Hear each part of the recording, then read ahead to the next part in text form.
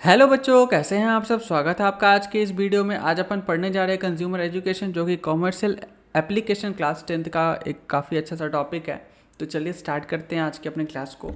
पहले हम लोग समझेंगे कंज्यूमर का मतलब क्या होता है। देखो बेटा, आसान भाषा में बताऊं कंज्यूमर का मतलब क्या होता है। वो बंदा जो गुड्स एंड सर्विसेज को परचेस करता है पर्सनल यूज़ के लिए, उसको हम लोग क्या बोलते हैं, कंज्यूमर बोलते हैं। मतलब अगर आप हो या फिर मैं हूँ, मैं बाहर जाता हूँ, लेट से मैं अपनी एग्जांपल ले रहा हूँ, ठीक है।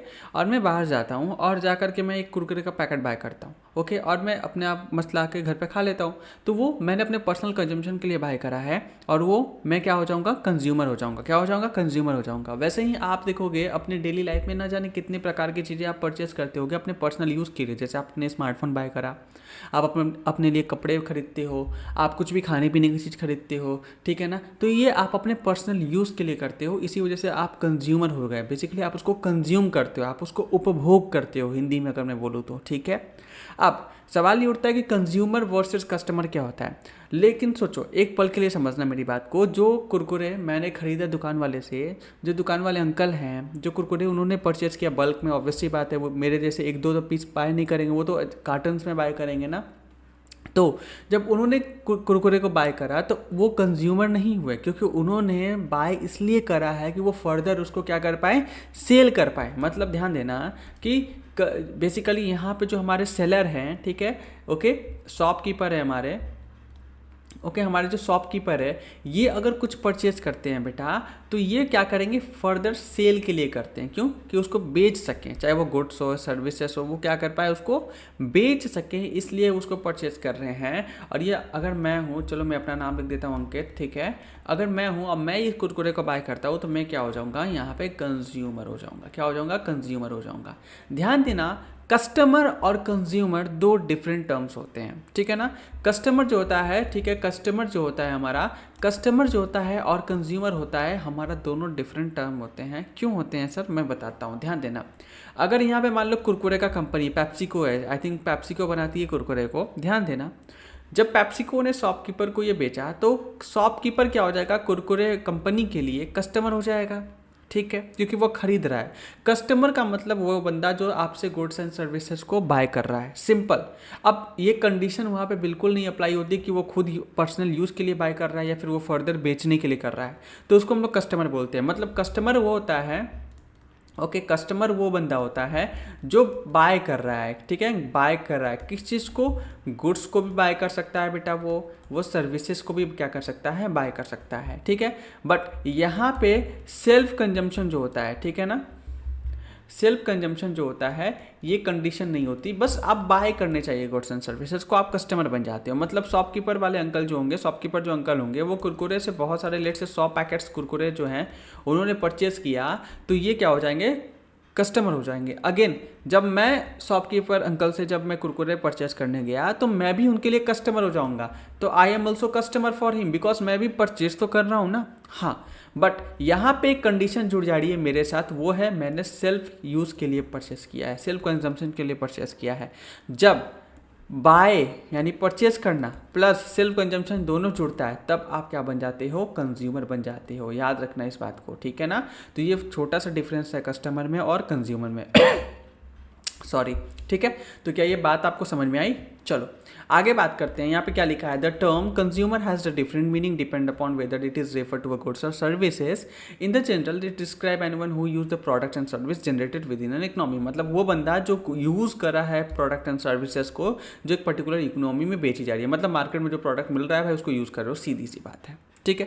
कंज्यूमर फॉर गुड्स, गुड्स के कंज्यूमर कौन हो सकते हैं, ठीक है ना। तो अ पर्सन हु बाय और अग्री टू बाय, यानी वो पर्सन जो खरीद रहा है या फिर खरीदने की सोच रहा है या फिर वो सहमति दे रहा है खरीदने के लिए, ठीक है ना, गुड्स को, with the intention for paying for them. और ये इंटेंशन के साथ कि आप उसके बदले में पे कर रहे हो, आइदर इन अ फुल और in part through the deferred payment. मतलब और थ्रू द डेफर्ड पेमेंट मतलब क्या होता है, या तो आप एक बार में ही सारा पेमेंट कर लो, या फिर आप कई बार होता है ना, आप लोग ईएमआई लोन्स वगैरह पे भी प्रोडक्ट लेते हैं, या फिर आप फ्यूचर में बोलते हो कि हम पेमेंट कर देंगे, उधारी पे माल खरीद लेते हैं। तो आप चाहे अभी पेमेंट कर रहे हो या फिर फ्यूचर में पेमेंट कर रहे हो या फिर आप इंस्टॉलमेंट में पेमेंट कर रहे हो, देखोगे आप ईएमआई पे भी चीज़ें बाय करते हो, ठीक है ना, लोन पे बाय करते हैं अपन। तो अल्टीमेटली आप पे तो कर रहे हो ना, ठीक है। तो आप कोई भी गुड्स को बाय करते हो, लेट्स से मैं बोलता हूँ गुड्स में एक कार आ सकता है, महंगा है, ठीक है, या फिर कुछ भी ऐसे प्रोडक्ट जैसे आईफोन आ गया जो कि काफ़ी महंगे हैं, लोग काफ़ी ज़्यादा उसको ईएमआई पे परचेज करते हैं, ठीक है।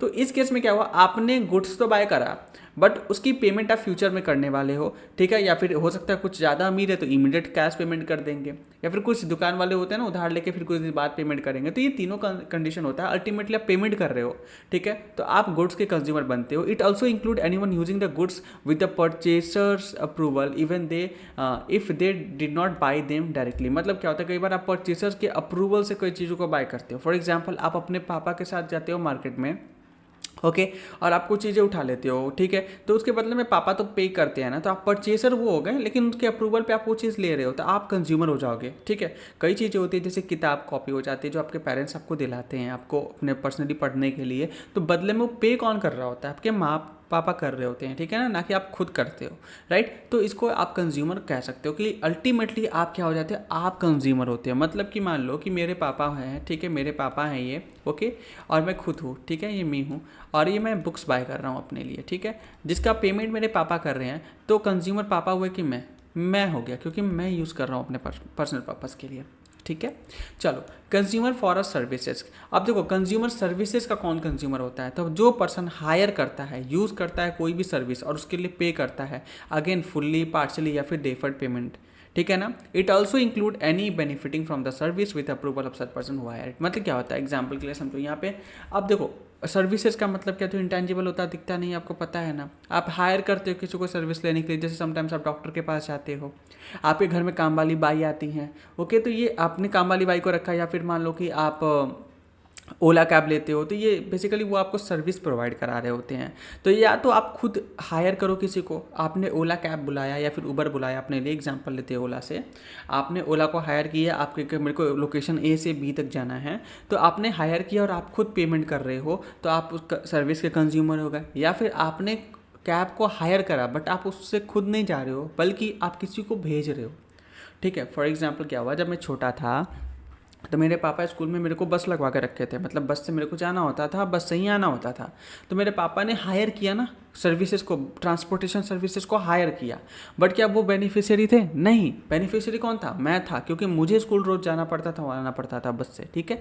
तो वो हायर करते हैं, पे करते हैं, बट वो किसी और को इसका बेनिफिट मिलता है, ठीक है। तो इसको वो भी, तो इस केस में कौन कंज्यूमर हो जाएगा? मैं कंज्यूमर हो जाऊंगा, ना कि मेरे पापा, क्योंकि कंज्यूम तो मैं कर रहा हूँ ना। स्कूल रोज कौन जा रहा है? मैं जा रहा हूँ, तो मैं कंज्यूमर हो जाऊंगा, ठीक है। चलो आगे बात करते हैं exclusion from a consumer status. अब देखो, किसको हम लोग कंज्यूमर नहीं मानते हैं, तो एक person not consider as a consumer if they purchase goods for resale. दुकान वाले अंकल, याद करो शॉपकीपर वाला भी समझाया, अगर कोई आप गुड्स एंड सर्विसेज को प्रोक्योर कर रहे हो और आपका मोटिव उसको फिर से बेचना है, रीसेल करना है, फर्दर सेल करना है, तो आप कंज्यूमर नहीं कहोगे, ठीक है ना, याद रखना। However the term commercial does not include the self employment or personal use. For example, if a freelance designer buying a computer for their own work is consider a consumer, ठीक है ना। लेकिन कमर्शियल मीन्स का कुछ exception है। मान लो कि बंदा है, मान लो कि कंप्यूटर चला, मान लो साइबर कैफे वाले भैया की बात करता हूँ मैं, चलो ठीक है ना। वो कंप्यूटर लेके आते हैं जिससे लोगों की फॉर्म भरते हैं, बहुत सारे वेरियस डॉक्यूमेंट वगैरह प्रिपेयर करते हैं। या फिर मान लो ना, मैं अपनी बात करता हूँ,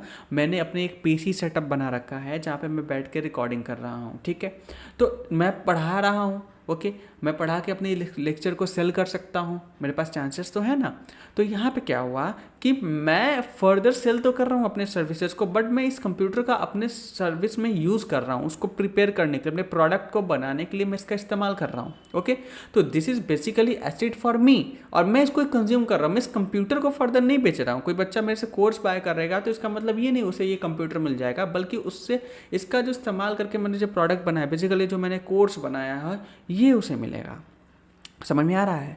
तो यहाँ पे क्या हुआ, जब मैं अपने पर्सनल पर्पस के लिए कंप्यूटर का यूज़ कर रहा हूँ, इस रूम में मेरे को फ़ैन लगा हुआ है, लाइट्स लगे हुए हैं, जो मैं यूज़ कर रहा हूँ, ये भी कंज्यूमर के डेफिनेशन में बिल्कुल बिल्कुल आएगा। ध्यान देना, ये इंपॉर्टेंट है, हो सकता है कई बच्चों को कन्फ्यूजन लगे। ध्यान देना, आप कंज्यूम कर रहे हो, बस बेचना नहीं चाहिए। अगर मैं ये कंप्यूटर खरीदता और मैं इसको वापस जस का तस इसे बेच देता, तब मैं कंज्यूमर नहीं कहा था, ठीक है। बट अगर मैं कंप्यूटर को खरीद करके अपने चाहे बिजनेस में ही क्यों ना यूज़ कर रहा हूँ, I will be consider as a consumer. Right. But a company purchasing a multiple computer for resale is not. मान लो कोई बंदा कंप्यूटर का दुकान ही खोला है, मान लो मैंने कंप्यूटर का दुकान खोल रखा है जहाँ पे मैं कंप्यूटर्स बेच रहा हूँ, ठीक है। तो कंप्यूटर्स बेचने की जो काम हो गई बेटा, ये तुम्हारा क्या हो गया, ये तुम्हारा कंज्यूमर के अंदर में नहीं आएगा। ओके। बट हाँ, अगर मैं कंप्यूटर खुद के इस्तेमाल के लिए ले रहा हूँ, अपने बिजनेस में यूज़ करूँगा, तब मैं कंज्यूमर कहाऊँगा, ठीक है। ध्यान देना, consumer as king of market. Consumer को बेटा किंग बोला जाता है मार्केट का।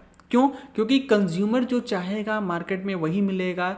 कंज्यूमर जिसको डिसरिगार्ड कर देगा वो ब्रांड खत्म हो जाएगा। एग्जाम्पल नोकिया की बात करते हैं, एक थोड़ा सा केस है, मैं समझा रहा हूँ, ध्यान देना। मैंने मल्टीपल टाइम ही मेंशन करता हूँ पढ़ाते वक्त नोकिया का केस। जब नोकिया मार्केट में आया, मतलब नोकिया एक समय था जब मार्केट में उसके अलावा कोई था ही नहीं, राइट। तो जब रैंडमली 2008 में अचानक से आईफोन आता है जिसमें टच स्क्रीन और ये सारी चीज़ें, बहुत सारे फीचर्स होते हैं, उसके बाद फिर एंड्रॉयड भी मार्केट में आता है, आप देखोगे कि नोकिया उस चीज़ को लाइटली लेता है, सोचता है कि अच्छा ठीक है यार, ओके, मेरा जो बिल्ड क्वालिटी है, मेरा जो पत्थर वाला फ़ोन है, किसी के सर फोड़ दो लेकिन पत्थर का सर का कुछ मतलब सर फूट जाएगा सामने वाले का, लेकिन फ़ोन का कुछ भी नहीं होगा। वो अभी भी अपने पत्थर बना रहे थे, मतलब फ़ोन को काफ़ी ज़्यादा हार्डवेयर पे काफ़ी ज़्यादा काम कर रहे थे वो इंस्टेड सॉफ्टवेयर के। और अल्टीमेटली क्या हुआ, नोकिया पीछे रह गया। कस्टमर को सॉफ्टवेयर चाहिए था, सॉफ्टवेयर एक्सपीरियंस चाहिए था, और लोगों ने फटाफट से, जिनके पास ज़्यादा पैसा था वो आईफोन पे स्विच कर गए, जिनके पास कम पैसा था वो फिर लोकल ब्रांड्स, छोटे ब्रांड्स या फिर एंड्रॉयड पे आ गए, बेसिकली कह लो। ओके, उस समय सैमसंग वगैरह भी काफ़ी छोटे ब्रांड ही हुआ करते थे फ़ोन के कैटेगरी में। अगेन मैं बात कर रहा हूँ सैमसंग, आई नो कि बहुत ब्रॉड कैटेगरी, मतलब कॉन्ग्लोमरेट कंपनी है, ठीक है। ध्यान रखना, कंपनी जो सैमसंग है ना बेटा, एक कंस्ट्रक्शन कंपनी से इसकी शुरुआत हुई है, ओके। तो मतलब आप देखोगे दुबई का बुर्ज खलीफा, उसमें भी सैमसंग का बहुत बड़ा योगदान है, मतलब सैमसंग ने उसको बनाने वगैरह में काफ़ी ज़्यादा काम किया है। तो Samsung is not only limited to the electronics products, right, like a phone, refrigerator, TV, जो हम लोग जानते हैं, ऐसा नहीं है। सैमसंग बहुत बड़ा ब्रॉड कैटेगरी में काम करता है, ओके। इस बात को ध्यान देना। तो कहीं ना कहीं छोटा इस नीश में, मोबाइल फ़ोन के मार्केट में वो काफ़ी नया प्लेयर था, उससे उसने सक्सेस हासिल करी। और आज के समय में देखोगे, अगर मैं स्मार्टफोन मार्केट की बात करता हूँ तो आप देखोगे हायर एंड से देखोगे सबसे टॉप पे कौन है, अगर ब्रांड वैल्यू वाइज, ठीक है, नॉट द कितना आपने फ़ोन बेचा, आई एम टॉकिंग अबाउट कितनी ब्रांड को लोग वैल्यू करते हैं। तो पहला तो आईफोन, एप्पल है, ओके। दूसरा आपको सैमसंग ही देखने को मिलता है, ठीक है।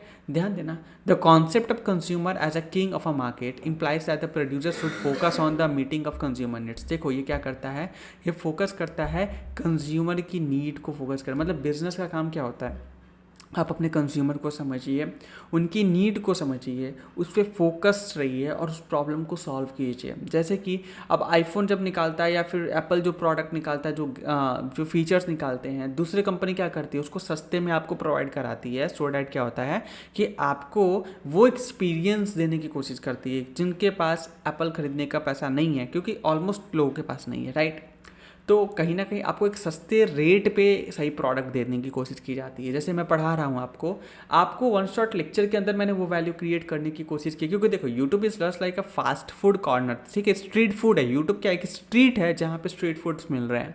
यहाँ पे अगर मैं डिटेल कोर्स पढ़ाऊँगा तो हार्डली कोई कंप्लीट करने वाला है, ट्रस्ट मी। मुझे तो ये भी नहीं लगता समटाइम्स कि 22 लेक्चर लगातार कोई बच्चे देख रहे हो, चांस ही नहीं है। आप देख सकते हो शुरुआती के 1-2 लेक्चर पे ज़्यादा व्यूज़ आते हैं, बट आफ्टरवर्ड्स वो धीरे धीरे कम होते हैं, या फिर एग्ज़ाम के 1 रात पहले, 2 रात पहले कई बच्चे लेक्चर्स को देखते हैं और उसी से फिर एग्ज़ाम देते हैं, मतलब वो डिटेल कोर्स को नहीं पढ़ते। अगर यूट्यूब पर डिटेल कोर्स डाल भी दिया जाए तो उससे वो आउटपुट कभी भी नहीं निकलेगा, ठीक है, क्योंकि लोगों को लगता है ये फ्री है, और अगेन जब प्रोडक्ट फ्री होती है तो उसकी वैल्यू नहीं होती है, याद रखना इस बात को, ठीक है ना। तो मुझे कस्टमर की नीड को समझना है, मुझे अपने स्टूडेंट्स की नीड को समझना है कि उन्हें चाहिए एग्जाम के पहले फास्ट ट्रैक रिवीजन, या फिर जो बच्चा मेरे से पढ़ चुका है उसको फटाफट से रिवीजन करवाना है। तो उस केस में मैं ये लेक्चर्स प्रोवाइड कराता हूँ, सो डैट कि आपका जो इमीडिएट रिक्वायरमेंट्स है वो पूरा हो जाए। हाँ, if you want detail study you can get my lectures, तो वो अलग बात होती है, आप मेरे से पढ़ते हो एंड ऑल द थिंग्स। लेकिन जो मेरा फोकस है अभी यूट्यूब पे क्या होना चाहिए, शॉर्ट स्क्रिप्ट, सीधी बात, स्ट्रेट फॉरवर्ड प्रोडक्ट आपको अवेलेबल करवाना, ठीक है। तो ये हो गया मीटिंग द कस्टमर नीड्स, समझ में आ रहा है। मैं अपना खुद का प्रमोशन नहीं कर रहा बिकॉज मेरे लेक्चर्स अभी अवेलेबल नहीं है। 2026-27 के सेशंस वगैरह मैं ज़रूर कराना चाहूँगा। अभी तो यार बहुत क्या 500 भी सब्सक्राइबर नहीं है यार, ठीक है। टारगेट करता हूँ इस वीडियो पे, चलो 20 लाइक्स के। आई डोंट नो कभी कंप्लीट होगा कि नहीं, मतलब हो ऐसा होप करता हूँ मैं, बट जल्दी हो, ठीक है। तुम लोग सपोर्ट दिखाओ यार, प्लीज़ दिखाओ, क्योंकि थोड़ा सा अपन बहुत छोटे लेवल पे हैं, मतलब हद से ज़्यादा छोटे लेवल पे हैं। तो सपोर्ट दिखाओ अपना गाइस, शेयर करो, क्योंकि तुम लोग यही कर सकते हो और मैं तुमसे यही चाहता भी हूँ। इसके अलावा क्या ही मैं तुमसे चाहूँगा, राइट। एक टीचर को कुछ नहीं चाहिए इसके अलावा। ध्यान देना, तो meeting the customer needs, customer satisfaction, customer आपका कितना सेटिस्फाई हो रहा है आपके सर्विसेज से। ऐसा नहीं होना चाहिए कि आपका कस्टमर आपसे बिल्कुल भी सेटिस्फाइड नहीं है। अगर कस्टमर आपसे अगर सेटिस्फाइड नहीं होगा तो आपको छोड़ के एक न एक दिन चला जाएगा, या फिर उसकी मजबूरी हो रखी है कि आपके साथ रहना ही है। तो वो देखेगा जिस दिन आपका बेस्ट ऑल्टरनेटिव मिलेगा वो तुरंत आपसे स्विच कर जाएगा, ठीक है। तो ये बात को ध्यान देना। देखो यहाँ पे क्या बोलता है कि आपको हमेशा कस्टमर सेटिस्फैक्शन को प्रायोरिटी रखना होगा, सेम बात है। However in the practice business sometimes neglect the needs of customer and fulfil their obligations leading to the customer exploitation. कई बार क्या होता है, देखो कि कस्टमर के जो नीड्स होते हैं उनको ध्यान नहीं रखा जाता रियल लाइफ में, कंपनियां उनको फोकस नहीं करती है। अभी नोकिया का एग्जांपल रिसेंटली हमने लिया है, blackberry was one of the quite good example, ठीक है, जहाँ पे कस्टमर की नीड पे फोकस नहीं किया गया और अल्टीमेटली फिर क्या हुआ, बर्बाद, ख़त्म, तबाही, ठीक है। तो ये चीज़ बहुत इंपॉर्टेंट है। कस्टमर को एक्सप्लॉइट करना शुरू करते हैं, जैसे अभी ओला इलेक्ट्रॉनिक्स का नाम सुना, एग्जाम्पल यहाँ पे लिख लेना है, ठीक है ना। यहाँ पे तुम लोग लिखते चलो मेरे साथ और यहाँ पे हाईलाइट करते चला करो, ओला इलेक्ट्रॉनिक्स, ठीक है, ओला स्कूटर्स, ठीक है। ओला स्कूटर्स की बात कर लूँ, यहाँ पे कस्टमर एक अच्छा व्हीकल लेना चाहता था, इलेक्ट्रॉनिक व्हीकल, इसलिए लोगों ने ओला के स्कूटर्स को परचेस किया। बट क्या होता है अल्टीमेटली, सुनने में आता है कि उनकी स्कूटर रोड पे चलते हुए ब्रेक डाउन हो जा रही है, कभी स्कूटर लॉक हो जा रहा है तो ओपन ही नहीं हो रहा, मतलब उनका फिंगरप्रिंट पासवर्ड लॉक होता है ना, उसमें शायद की वाले उतना फीचर नहीं है, पासवर्ड लॉक दे रखा है और बहुत ही ज़्यादा लैगी बगी सा उनका यूआई है, काफ़ी ज़्यादा प्रॉब्लमेटिक है। तो वो कस्टमर्स को एक्सप्लॉइट कर रहे हैं, कस्टमर परेशान है बेचारा, महीने 6 महीने से 4 महीने से उनकी गाड़ी जो है वो खड़ी है उनके वर्कशॉप पे, कोई उनको देखने वाला नहीं है, धूल खा रही है। कई लोगों ने अपने स्कूटर को आग लगा दिया फ्रस्ट्रेशन में, इतने ज़्यादा कंप्लेंट्स उनके अगेंस्ट रजिस्टर्ड हुए हैं। तो ये क्लासिक एग्जाम्पल है ओला, ठीक है। इवन मैं कुछ दिन पहले ही अपने लिए भी एक छोटा सा स्कूटर लेने का सोच रहा था। Then initially I decided to go with EV, right, but eventually I realise कि ईवी के साथ जाना is like a huge problematic, it's better to go with as of now go with a traditional scooter, और then I purchase the वही अपना India का popular Activa. तो कहीं ना कहीं ये चीज़ को समझना होगा कि आपको कस्टमर एक्सप्लॉयटेशन क्या होता है, ठीक है। आगे बात करते हैं कंज्यूमर एक्सप्लॉयटेशन को, डिटेल में भी हम लोग चर्चा करते हैं, बट अल्टीमेटली मैंने आपको बता दिया कि कंज्यूमर एक्सप्लॉयटेशन होता क्या है, ठीक है। अब अपन क्या करते हैं, इसको मैंने जो लिखा हुआ है, ठीक है, कंज्यूमर एक्सप्लॉयटेशन क्या होता है, यहाँ पे मैं डेफिनेशन पढ़ाता हूँ, उसके बाद जो मैंने एक छोटा सा चार्ट दे रखा है आपको, मतलब डायग्राम दे रखा है, मैं इससे आपको चीज़ों को समझा दूंगा, ठीक है, ध्यान देना। पहले कंज्यूमर एक्सप्लॉयटेशन को समझते हैं। Consumer exploitation occurs when the producers और सेलर, जो हमारे बेचने वाले लोग होते हैं, वो चीट करते हैं कस्टमर के साथ, ठीक है ना, taking their hard earn money, उनका मेहनत का पैसा ले लेते हैं और उनको फिजिकली, मेंटली, फाइनेंशियली डिफेक्टिव और मिसलीडिंग गुड्स या सर्विसेज सेल करते हैं। ओके, अब एग्जांपल, अपन क्लासिक एग्जांपल हमारे सामने चलता रहेगा, ओला इलेक्ट्रॉनिक्स, ठीक है, सॉरी हाँ, ओला इलेक्ट्रिक के अंदर में ओला स्कूटर जो हमारा है, ठीक है ना, ठीक है, ओला स्कूटर्स, ठीक है, ध्यान देना, इसकी एग्जांपल हम लोग लेके चलेंगे। अब कैसे होता है ध्यान रखना, कंज्यूमर एक्सप्लॉयटेशन कैसे होती है। देखो बहुत अच्छा मैंने चार्ट बनाया हुआ है, ये इंपॉर्टेंट चीज़ें हाईलाइट कर लेना। देखो, ways in which the consumer are exploited, okay, under weight and under measurement, मतलब कई बार प्रोडक्ट जितना बताया जाता है ना उतना नहीं दिया जाता, बल्कि उससे कम दिया जाता है, ठीक है। देखो कि दुकान वाले डंडी मारते, किराना वाले लोग क्या होंगे, डंडी मारेंगे, बताएंगे कि हमारा प्रोडक्ट इतना है, बट बेच उनके एक्चुअली प्रोडक्ट क्या होती है, कम होती है, ठीक है। दूसरा होता है सब स्टैंडर्ड, मतलब क्या, प्रोडक्ट की जो क्वालिटी बता रहे हैं वो ऐसा क्वालिटी नहीं होता है, बहुत ही घटिया और वाहियात क्वालिटी होता है, डिफेक्टिव गुड्स होते हैं, जैसे अब ओला की स्कूटर्स की मैं बात कर रहा हूँ, ठीक है। हाई प्राइजेस, अगेन ओला की जब स्कूटर आई थी बेटा तो लिटरली वो हाई प्राइजेस पे आए थे, 1,60,000, 1,80,000, जिससे ट्रेडिशनल स्कूटर्स है उससे काफ़ी ज़्यादा महंगा था, काफ़ी ज़्यादा महंगा था। अभी कुछ उन्होंने सस्ते वेरिएंट्स भी निकाले हैं और इनिशियली लोगों ने दबा के बुकिंग भी करी थी, बट इवेंचुअली क्या हुआ, जो ट्रेडिशनल स्कूटर्स हैं, जो हमारे पेट्रोल वाले हैं, वो स्कूटर्स बेहतर चल रहे हैं, उनको कुछ दिक्कत नहीं है, बट इनके स्कूटर में आग लग रहा है, इनका स्कूटर में चलते हुए पहिया निकल जा रहा है, टूट जा रहा है, ब्रेक डाउन हो रहा है, पासवर्ड इश्यूज आ रहे हैं, कस्टमर को सर्विसेज नहीं मिल रही, ये बहुत ज़्यादा प्रॉब्लम है। कई लोगों को तो डिलीवरी मिलने में इतनी दिक्कत हो रही है, तो मतलब अंधा इश्यूज़ है यहाँ पे। डुप्लीकेट और फेक प्रोडक्ट आपको मिलते हैं, कई बार देखोगे मार्केट में आपको डुप्लीकेट फेक प्रोडक्ट्स भी देखने को मिलते हैं। आप मंगाते हो क्या हो, मिलता है क्या है, जैसे फ्लिपकार्ट से ज़्यादा देखने को मिलता है कि आप मंगवा रहे हो फ़ोन लेकिन उसमें से साबुन की टिकिया निकलती है। तो ये सारे इश्यूज़ भी देखने को मिलते हैं, नॉन जेन्युइन आइटम्स वगैरह निकलते हैं। फिर ऑडल्ट्रेशन और इम्प्योरिटी, आपके प्रोडक्ट जो होते हैं edible product to increase the profit, कई बार चीज़ों को हम लोग ना क्या बोलते हैं मिलावट करते हैं। जैसे देखोगे इंडिया में एक बहुत ही गंदा ट्रेंड चल रहा है कि कंपनी के द्वारा चलाया जा रहा है कि कोई भी हम लोग स्नैक्स खरीदते हैं ना, जैसे लेज वगैरह हो गया, तो उसके अंदर जैसे हम लोग सनफ्लावर ऑयल यूज़ करना चाहिए था। जो कंपनियाँ अब ऑब्वियस ही बता, लेज वगैरह जो पेप्सिको की कंपनी है, पेप्सिको यूएस ब्रांड है, ठीक है।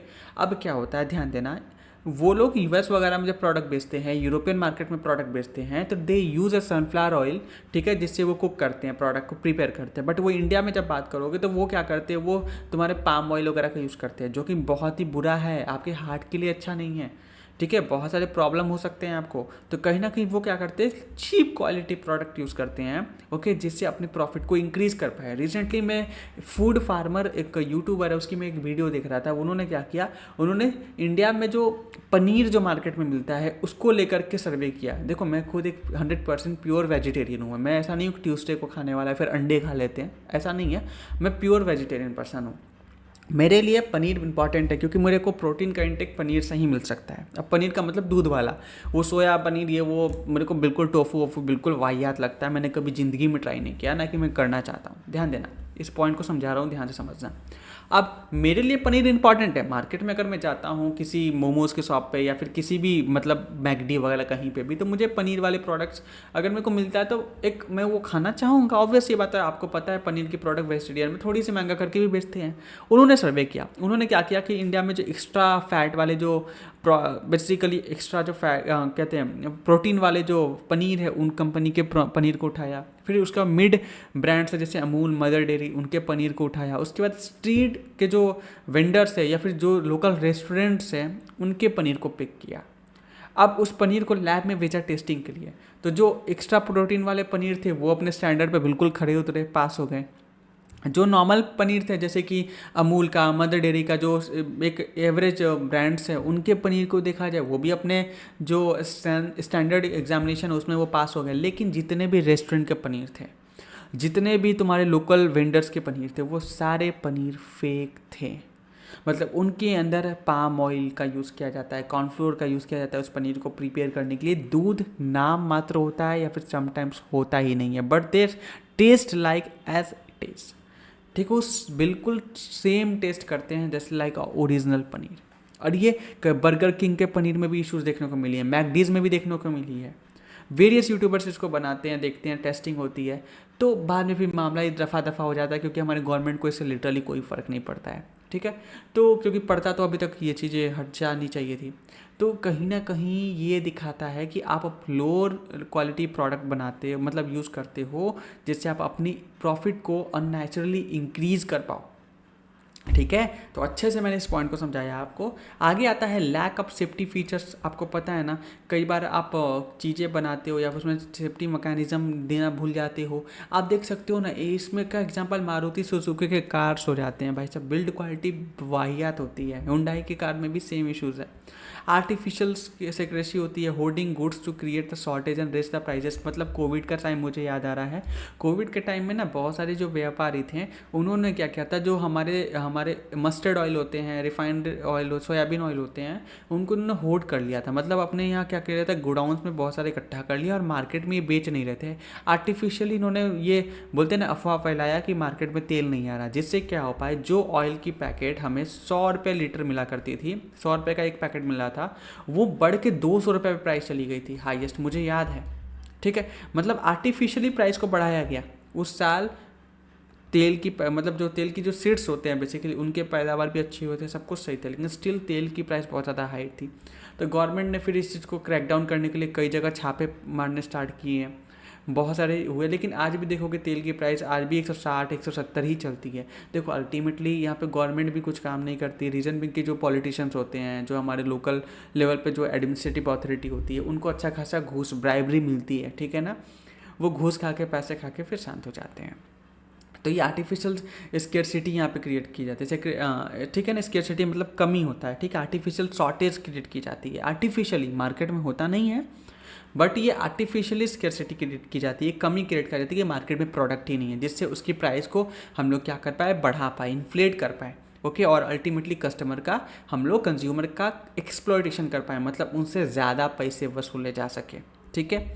आठवां होता है फॉल्स और इनकम्प्लीट इन्फॉर्मेशन। कई बार प्रोडक्ट पे मिसलीडिंग डिटेल्स होती हैं, जैसे हॉर्लिक्स, ठीक है ना, हॉर्लिक्स एक ब्रांड है, आपको पता है, हॉर्लिक्स, कॉम्प्लान, बॉर्नवीटा, ये सारे हैं। देखोगे इनके एडवर्टीजमेंट कितने अच्छे अच्छे होते हैं, जहाँ पे आपको दिखाया जाता है कि आप हॉर्लिक्स डालिए, कॉम्प्लान डालिए, I am Complan boy, I am Bournvita boy, दिखाया था ना। बॉर्नवीटा के तो अलग ही मोटिवेशनल एड्स होते हैं, जहाँ पे आज नहीं भागेगा दौड़ता हुआ बच्चा दिखाया जाता है। असल में पता है इस सब प्रोडक्ट में ना 80 to 90% क्या होते हैं, केवल और केवल शुगर्स होते हैं और आर्टिफिशियल फ्लेवर्स एडेड होते हैं। ये जो पैकेट्स पे दिखाते हैं ना कि इसमें बहुत सारे वीट्स एडेड हैं, न जाने कितने बेनिफिशियल मिनरल्स, मतलब जो भी न्यूट्रिशंस जो होती हैं वो ऐड किया गया, न्यूट्रिशन वैल्यू जो है ऐड किए जाते हैं। ये बस एडवर्टीजमेंट पर्पस होता है, डब्बे के ऊपर लिखी हुई बातें होती हैं। जो बोलते हैं ना हॉर्लिक्स मिलाने से हम लोग दूध की शक्ति को बढ़ाते हैं, नहीं बढ़ाते ब्रो। इवन आप अपनी शुगर को इंटेक को बढ़ा लेते हो, जिससे आपके शरीर में आगे चल के बहुत सारी प्रॉब्लम्स हो सकती हैं, ठीक है। तो ये प्रॉब्लमेटिक है, ये फॉल्स और इनकम्प्लीट इन्फॉर्मेशन होता है। इवन मैं बात करता हूँ पतंजलि कंपनी, रामदेव बाबा वाली, ठीक है ना, इसके 99% प्रोडक्ट फेक होते हैं भाई। ये जितना ऑर्गेनिक होने का दिखावा करते हैं, बोलते हैं कि हम लोग नेचर में रहते हैं, आयुर्वेदा है, ये है वो है, ऐसा कुछ भी नहीं है। इनके जो आटे वाले नूडल्स होते हैं उसमें पहले पीछे का इंग्रेडिएंट्स पढ़ना, कितने परसेंट आटा होता है, 1 या 2% आटा होता है, मतलब 100 ग्राम में 1-2% तुम आटा मिला के ये बोल रहे हो कि तुम आटे वाले नूडल्स बना रहे हो, ये कोई तरीका होता है? बाकी सारे मैदा होते हैं। तो कहीं ना कहीं फॉल्स और इनकम्प्लीट इन्फॉर्मेशन इसको बोलते हैं। कई बार तो गलत जानकारी देते हैं या फिर इनकम्प्लीट जानकारी देंगे कि जिससे तुमको पता ही नहीं चले कि इसके अंदर क्या है। पतंजलि का शहद देखोगे, उसके अंदर चीनी की घोल रहती है, ठीक है ना, जो तुम घर में चीनी गैस पे उबाल लो, वो पतंजलि की जो हनी होती है बेसिकली खरीदोगे, उसके अंदर चीनी बहुत ज़्यादा पाई जाती है, फेक है वो, फेक हनी है। तो कहीं ना कहीं ये सारी चीज़ें हैं, समझना चाहिए।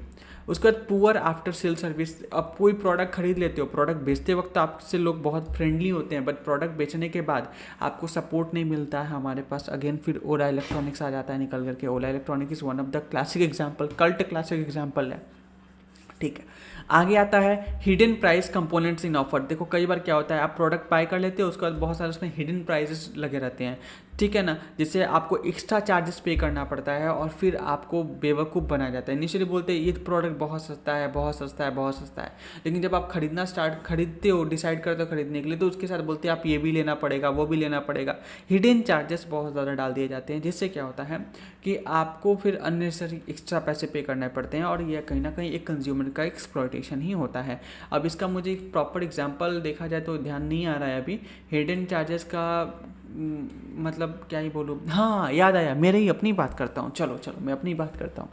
कोविड का टाइम था, ठीक है, कोविड का टाइम था 2020 के समय में, याद है कोविड आ गया था मार्च में।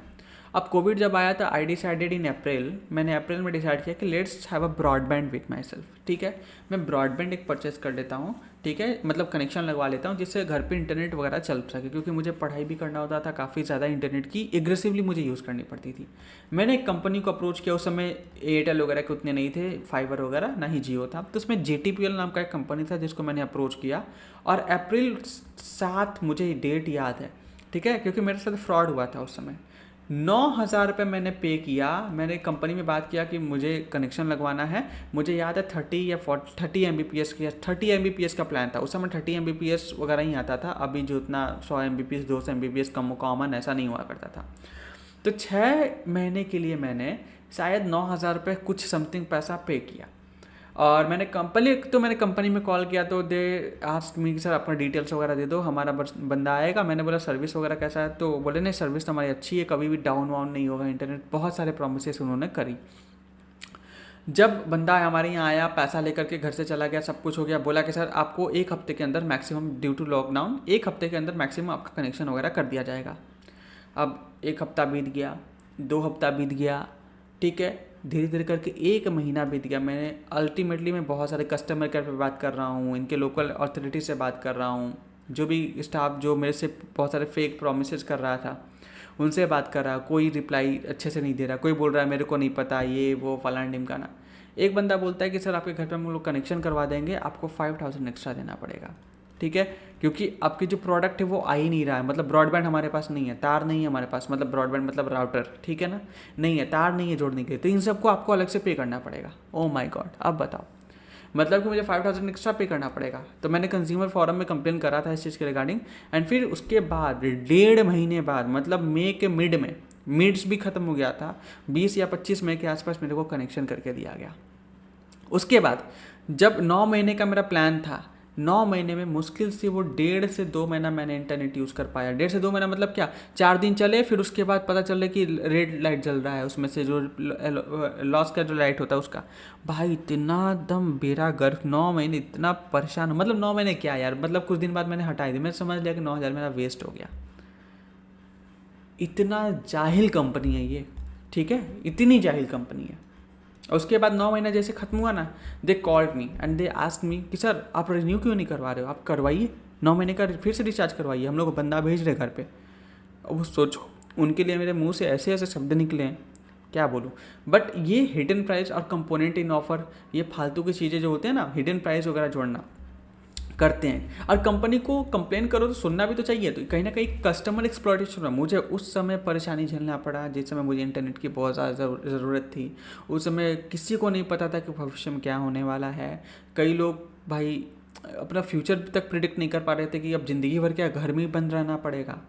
तो बहुत ज़्यादा प्रॉब्लमेटिक वो सिचुएशन था उस समय में। इस कंपनी ने मुझे परेशान किया है उस समय में, ठीक है। तो ये कंपनी मुझे ज़िंदगी भर याद रहेगी, मुझे डेट के साथ याद है, ठीक है। तो मैं खुल के इस कंपनी की क्रिटिसाइज कर सकता हूँ ना, ठीक है। वो यूट्यूब पे मुझे केस भी नहीं ठोक सकते, नहीं तो उल्टा मैं ही उन पर ठोक दूँ क्या, क्योंकि मैं तो भाई खुद भुक्तभोगी हूँ ना। तो ये चीज़ रही, ओके। तो ये GTPL की बातें मैंने बता के तुम्हें कॉन्सेप्ट भी ये समझा दिया। अब आगे बात करते हैं reasons for factor causing the exploitation. क्या क्या होता है। लिमिटेड इन्फॉर्मेशन, कई बार आपके पास प्रोडक्ट की जानकारी कम होती है या फिर आपको मिसलीडिंग जानकारी दी जाती है। लिमिटेड सप्लाईज होते हैं प्रोडक्ट की, शॉर्टेज हो जाता है सिग्निफिकेंटली, जिससे प्राइस बढ़ा दिया जाता है। कई बार आपको गलती प्राइस एक्सप्लॉयट करते हैं, तेल वाला भी एग्जाम्पल लिया ना, तो आपको आर्टिफिशियली प्राइस बढ़ा के ज़्यादा आपसे चार्ज करते हैं। फिर लिमिटेड कॉम्पिटिशन अगर रहता है, जैसे जियो वाले देखो इस समय कंज्यूमर एक्सप्लॉयटेशन ही तो कर रहे हैं, उनको पता है कि मार्केट में और कोई है नहीं। एयरटेल भी प्राइस बढ़ाता है, जियो भी बढ़ाता है, BSNL को यूज़ नहीं कर सकता, VI कोई काम का नहीं है। फिर लो लिटरेसी, कई बार लोग भी उतने ज़्यादा जानकार नहीं होते हैं सब चीज़ों के बारे, अपने राइट्स के बारे में। लैक ऑफ बार्गेनिंग पावर, आपके पास बार्गेनिंग पावर नहीं होता, आप उससे बार्गेन नहीं कर सकते। अब एयरटेल वालों को बोलो कि कम रिचार्ज करो, प्राइस कम करो, जियो वालों को बोलो कि प्राइस कम करो, वो बोलेंगे तो निकल यहाँ से, ठीक है। फिर irregular prices with proper government regulation. अब हम लोग क्या करते हैं, ये लोग क्या करते हैं, मैनिपुलेट करते हैं प्राइस को, कई बार चेंजेस कर देते हैं, प्राइस बढ़ा देते हैं, जिससे आप क्या होता है, आप परेशान रहते हो। जैसे जियो देखो कि हर कुछ दिन में प्राइस बढ़ाते जा रहा है, तो इश्यूज़ है, ओके। अब कंज्यूमर अवेयरनेस, हम लोग क्या कर सकते हैं इस चीज़ को बचाने के लिए, कंज्यूमर को अवेयर कर सकते हैं, उनके लीगल राइट्स के बारे में बता सकते हैं। जैसे कि मैंने बोला कि चलो GTPL से मेरे को परेशानी हुई, लेकिन मैंने कंज्यूमर फोरम का सहारा लिया, लेकिन कंज्यूमर फोरम बहुत ज़्यादा इफेक्टिव नहीं होता। अगर कंज्यूमर फोरम को मैंने बार बार बोला कि मेरे को नहीं चाहिए कनेक्शन, मेरे को पैसा रिफंड करवाओ, मेरा 9,000 रिफंड करवाओ, क्योंकि उस समय काफ़ी ज़्यादा क्योस था। 9,000 उस समय मेरे लिए, मेरे पेरेंट्स का पैसा बहुत ज़्यादा इंपॉर्टेंट रोल प्ले कर रहा था, क्योंकि उस समय मैं खुद भी अर्न नहीं करता था, और कोविड का टाइम जैसा पता था कि कब किसके घर में मेडिकल इमरजेंसी आई, कितने इश्यूज़ हो, भगवान जाने। तो मेरा कहना था कोई बात नहीं, आप मेरे को कनेक्शन नहीं देना चाहते, एब्सोल्युटली फाइन, जस्ट मेरा रिफंड करवाओ। लेकिन कंज्यूमर फोरम ने भी कुछ खास इसमें एक्शन नहीं लिया। कंपनी वालों ने बोला नहीं, we don't have any refund policy and all the things blah blah blah, ठीक है। तो कहीं ना कहीं आपको अपने लीगल राइट्स के बारे में पता होना चाहिए था। और ऑब्वियसली बात है, मैं कोर्ट में जाकर उनसे केस लड़ूँ, इतना पागल हूँ नहीं भाई, क्योंकि कोर्ट हमारे यहाँ कैसे काम करते पता है, 100 साल लग जाते हैं एक केस को क्लियर होने में, तो वहाँ तक हाथ ही जोड़ लो। तो कहीं ना कहीं आपको अपने लीगल राइट्स के बारे में पता होना चाहिए। लेकिन हाँ, बेसिक चीज़ों के लिए आप क्या कर सकते हो, कंज्यूमर फोरम में जा सकते हो, ठीक है। Sometime they help, sometime they don't, तो डिपेंड करता है, तुम्हारा किस्मत सही रहा तो हेल्प कर देंगे, वो नहीं रहा तो भी वही बात है, देश चल रहा है, चलने दो, राम भरोसे चल रहा है सब कुछ। आगे बात करते हैं consumer growth and rise of consumer awareness. ध्यान रखना, कौटिल्य मतलब चाणक्य, ठीक है ना। हमारी हिस्ट्री में चाणक्य हुए थे मौर्यन एम्पायर के समय में। तो कौटिल्य जो थे वो one of the earliest thinker, जो उन्होंने, ये दुनिया के सबसे पहले थिंकर्स में से जिन्होंने हाईलाइट करा था कंज्यूमर अवेयरनेस को और उनके प्रोटेक्शन को। In today's world with the rise of the privatisation, जैसे जैसे प्राइवेटाइजेशन बढ़ रहा है, प्राइवेट प्लेयर्स से अलग अलग कंपनियां आ रही है, ग्लोबलाइजेशन बढ़ रहा है, लिबरलाइजेशन बढ़ रहा है, the need for a consumer protection has grown even more. आज के समय में ये चीज़ें बहुत ज़्यादा ज़रूरी हो गई हैं, लोगों को अपने राइट्स के बारे में पता हो, कोई कंपनी उनसे चीट ना कर सके। The market has become more complex. Consumer now face the various issues related to the product safety, pricing, quality and ethical business practices. मतलब क्या होता है, कई बिजनेस तो इथिकल प्रैक्टिस भी नहीं कर रहे हैं, ठीक है, गलत प्रैक्टिस कर रहे हैं, आपको ठग रहे हैं। देखो कई यूट्यूबर्स हैं, मुझे पता है, एक बच्चे ने मुझे व्हाट्सएप पे एक बार कांटेक्ट किया था, बोलता sir why you sell your books, आप पैसा कमाने बैठे हो क्या? I said yes. मेरे माँ बाप ने मेरे को पढ़ाया, मैं एक बुक की प्राइस, मान लो इस बुक की प्रिंटिंग कॉस्ट मेरे को 300 पड़ रही है, घर पे डिलीवरी का कॉस्ट समटाइम 220 210 ऐसा पड़ता है, ठीक है, मतलब मान लो कि 200 एवरेज पकड़ लूँ, तो ये मेरे को केवल बुक की जो पैकेजिंग के साथ सब कुछ ले दे के मेरे को 500 का कॉस्ट आ रहा है। अब मैं इस बुक को कितने में बेच रहा हूँ? 499 का। मिनिमम 500 लग रहा है, डिपेंड अपॉन द डायरेक्शन, कहते हैं डिस्टेंस, कहाँ से आप ऑर्डर कर रहे हो, बहुत चीज़ें मैटर करती है ब्रो। यहाँ पे 18% जीएसटी लगती है, मैं पहले बता देता हूँ। पेपर पे भी जीएसटी ज़्यादा हो गई है इस बार, तो 22 सितंबर से और जीएसटी बढ़ गई है पेपर पे। तो अब शायद ये 500 का कॉस्ट मेरे को 530 रुपये भी पड़े। मतलब कि समझो इस बात को कि मैं 530 का माल 499 में बेच रहा हूँ। अब बच्चा मेरे को कॉमेंट करके ये बोलता है sir why you are earning money. भाई साहब मैं तो हर बुक पे 30 रुपये का लॉस कर रहा हूँ तुम्हें घर पहुँचाने के लिए, फिर तुम बोलते हो पैसा कमा रहा हूँ मैं। और फिर उन यूट्यूबर्स को फॉलो करते हो जो बैठ के गैम्बलिंग वाले एड्स चलाते हैं, गाली ग्लॉच करते हैं, हर वो बेकार चीज़ों को प्रमोट करते हैं जो तुम्हारे लिए अच्छा नहीं है। तो लेकिन वो तुम्हारे लिए सेंसेशन है भाई साहब, मतलब तुम पागल हो रखे हो उनके लिए।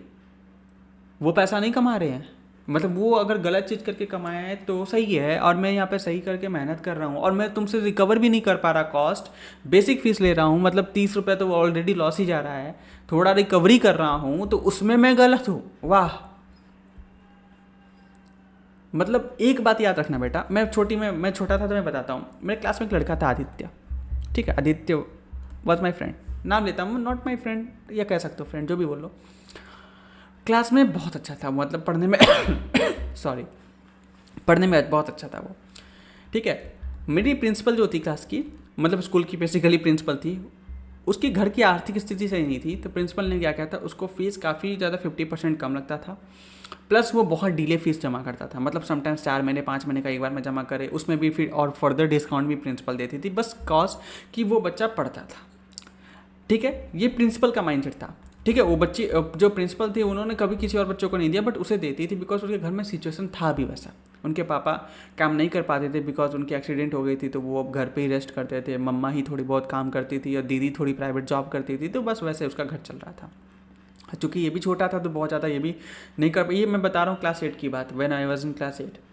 अब इस बच्चे की माइंडसेट देखो, इसका लगता था कि प्रिंसिपल को हम 1 रुपये भी दे रहे हैं ना तो फ्री का दे रहे हैं, मतलब कि प्रिंसिपल जो मेहनत कर रहा है, मतलब बेसिकली स्कूल चल रहा है, उस पर पीछे कॉस्ट लग रहा है, वो गलत। ठीक है, प्रिंसिपल हम लोगों से लूटता था, मतलब स्कूल हम लोग से लूटता था भाई, महीने का अच्छा खासा फीस लेता था।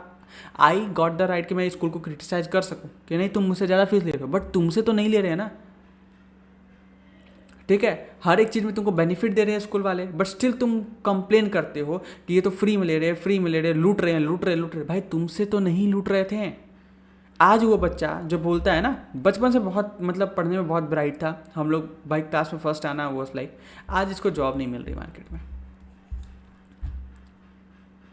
सोच, जैसा कर्म करोगे घूम के आएगा तुम्हारे पास। आज मैं पढ़ा रहा हूँ, मेहनत कर रहा हूँ, और मैं तुमसे 500 रुपीज़ बुक के लिए ले रहा हूँ, अगर तुम चाहिए तो, नहीं चाहिए तो फिर कोई मतलब ही नहीं है।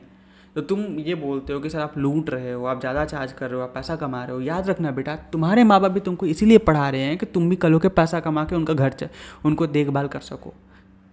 जैसा दूसरे को बोल रहे हो ना, कल हो के तुम भी मार्केट में उतरोगे। अभी 10th में हो ना, 4 साल 5 साल बाद तो जाओगे, 6 साल बाद जाओगे, 8 साल बाद जाओगे, कभी तो जाओगे। उस समय तुम्हें भी वो चीज़ फेस करना पड़े। ऐसा लोग जैसा कर्म करोगे वो फल मिलता है। उस समय तुम्हें समझ में आएगा कि दूसरे को बोलने में ना और सुनने में फ़र्क होता है। बेमतलब की ज्ञान देने वाले लोग बहुत हैं, स्पेशली अभी तुम जिस स्टैंडर्ड पे हो ना, तुमने कभी 1 रुपये भी ज़िंदगी में कमाया नहीं है, तो बेहतर होगा कि तुम लोग इस पर ज्ञान नहीं दो। और रही बात दूसरे लोगों की, तो दूसरे लोग कैसे काम कर रहे हैं, वो लोग अपना जो भी है उनको लेकर के, क्योंकि तुम ही लोग हो ना जाके जो उनको कमेंट में सपोर्ट करते हो और हम टीचर्स को क्रिटिसाइज़ कर रहे होते हो। जहाँ पे हम लोग एक्चुअली तुम्हारे लिए काम कर रहे हो वो नहीं कर रहे। उनको वो तुमको क्या एज ए ऑडियंस समझते हैं, जहाँ पे बस तुम्हें कुछ भी वो दिखा के प्रमोट करके वो ब्रांड इंडोर्समेंट करना चाहते हैं। बट ना मेरे पास ब्रांड इंडोर्समेंट का ऑप्शन है, ना ही मेरे पास बहुत ज़्यादा सब्सक्राइबर है, ना ही मैं कोई गालियाँ वाला कंटेंट बनाता हूँ जो मेरा ट्रेंडिंग पे जा सके। मेरा कंटेंट वैसा है ही नहीं ट्रेंडिंग पे जाने वाला। भाई साहब मेरे को ले दे कि वही है कि मैं ज़्यादा मैक्सिमम करूँगा, कोर्स सेल कर सकता हूँ, अपनी क्वालिटी टीचिंग को और ज़्यादा इन्हांस कर सकता हूँ। ठीक है, तो ये माइंडसेट जरूर रखना। ओके, आगे बात करते हैं। Consumer today are more conscious. Customer जो आज है बेटा वो बहुत ज़्यादा कॉन्शियस हो रहा है, not just about what they buy but also about the health, safety and environmental impact of the product. मतलब जो भी परचेस मैं कर रहा हूँ कोई प्रोडक्ट को, तो मैं सोच के करूँगा कि उस पर मेरा हेल्थ पे क्या इशूज़ है, मेरे सेफ्टी स्टैंडर्ड पे क्या इशूज़ है। जैसे बोला ना, लेज वगैरह वाले पाम ऑयल में बना रहे हैं, अच्छा नहीं है हेल्थ के लिए। इन्वायरमेंटल इम्पैक्ट कई चीज़ ऐसी होती है जो हम लोग परचेस करते हैं, यूज़ करते हैं, जिससे इन्वायरमेंट पे बहुत ज़्यादा इम्पैक्ट होता है। ओके, बहुत ज़्यादा। जैसे मल्टीपल गाड़ियाँ मत खरीदो जिससे आप बार बार चलाओगे, या कोशिश करो पब्लिक सेक्टर मतलब पब्लिक ट्रांसपोर्टेशन का यूज़ करने का। बहुत सारी चीज़ें होती हैं।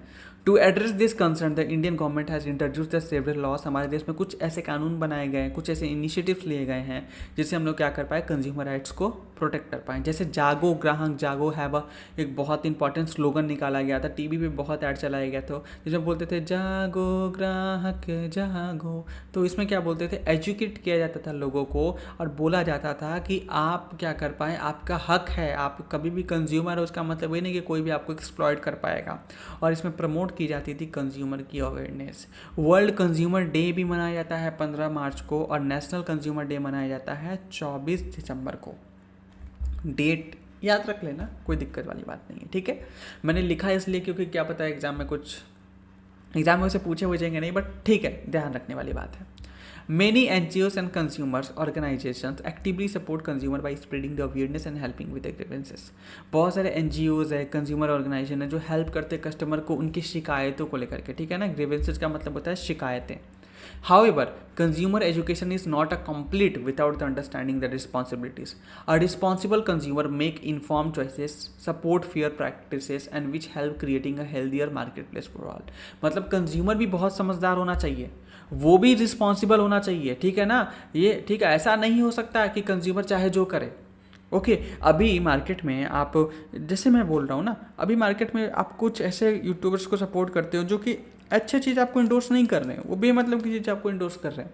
आप उनको सपोर्ट किए जा रहे हो, उनके प्रोडक्ट बाय कर रहे हो, फिर कल के बोलते हो कि वो प्रोडक्ट आपसे चीट हो रहा है, आपको ठगी जा रही है, तो यू डिज़र्व दिस। फिर इसमें आप ये नहीं बोल सकते कि कंज्यूमर का एक्सप्लॉयटेशन हुआ है। ठीक है, यहाँ पे बोल सकते हैं कंज्यूमर डिजर्व करता है वो एक्सप्लॉयटेशन। ठीक है, in the essence consumer awareness empower the individual to protect themselves. आप खुद को प्रोटेक्ट कीजिए और आप मार्केट में फेयर प्रैक्टिसेस को क्या कीजिए, प्रमोट कीजिए। जैसे मार्केट में बोलूँ, अभी की बताता हूँ। ठीक है, कोई भी मार्केट में हूँ, अब जब मैं छोटा था मैं बताता हूँ, जब मैं क्लास 10 में था, मेरे एक सर थे, बहुत अच्छा पढ़ाते थे साइंस, 500 रुपीज़ पर मंथ लेते थे। ठीक है, ऑफलाइन कोचिंग की बात कर रहा हूँ। साल का कितना हुआ बेटा, 6000, सिर्फ 6000, 1 घंटा रेगुलर क्लास। ओके, 2 घंटे का क्लास होता तो 12,000, साल का 12,000, जहाँ पे एक टीचर को वहाँ के ऑफलाइन स्टाफ को संभालना है, खुद का घर चलाना है, ठीक है, उसके बाद रेंट देने हैं, ये सारे पंगे झेलने हैं। उसके बाद वो 12,000 आपसे ले रहा है, वो भी साल भर का, बहुत ज़्यादा अमाउंट नहीं है। ठीक है, नोट्स भी दे रहा है आपको, बहुत कुछ दे रहा है। आज के समय में ऑनलाइन में देखोगे बहुत सारे ऐसे प्लेटफॉर्म्स आ गए हैं जो बोलते हैं हम 4,000 में पे कर रहे हैं, आपको दे रहे हैं। अब एक स्टूडेंट के पॉइंट ऑफ व्यू से काफ़ी ज़्यादा अट्रैक्टिव है, क्योंकि आज के समय में 12,000 खर्च करना साल भर के लिए, कोई भी इतना गरीब नहीं है देश में। अगर कोई बोल रहा है गरीब है तो झूठ बोल रहा है और कुछ नहीं। ठीक है, साल भर की मैं बात करूँ, ऑब्वियसली पर मंथ की नहीं, साल भर की, क्योंकि महीने का 1,000 पढ़ाई के लिए खर्च करना नॉट अ बिग डील, इतना लोग करते हैं। ठीक है, आप ICSE बोर्ड में, आपकी तो अच्छी खासी फीस भी होगी, तो आप इस चीज़ को समझ सकते हो। ठीक है, इसलिए कई बार मुझे समझ में नहीं आता कि आईफोन यूज़ करने वाले बच्चे ICSE बोर्ड में पढ़ते हैं, मेरे को फ़ोन करके ये पूछते हैं, मैसेज करके व्हाट्सएप पे कि सर आपका ऐप iOS के लिए अवेलेबल है क्या। तो मैं बोलता हूँ नहीं। बोलते सर मेरे पास एक्चुअली iPhone 15 है तो उसमें नहीं चलता है। तो मैं बोलता हूँ वेबसाइट यूज़ कर लो। फिर वो बोलते हैं सर 500 की बुक बहुत महंगा है, कम करो प्राइस। मतलब ठीक है, डबल स्टैंडर्ड, दोगलेपन की हद होती है। खैर चलो अभी आगे बात करते हैं। तो अब क्या हुआ, यूट्यूब, बहुत सारे यूट्यूब वाले प्लेटफॉर्म आ गए, वो बोलते हैं 4,000 में दे देंगे। क्यों? क्योंकि इनको यहाँ पे क्या हो जाएगा, ये 8,000 का लॉस कर सकते हैं। क्यों? क्योंकि इनको फंडिंग मिल रही है।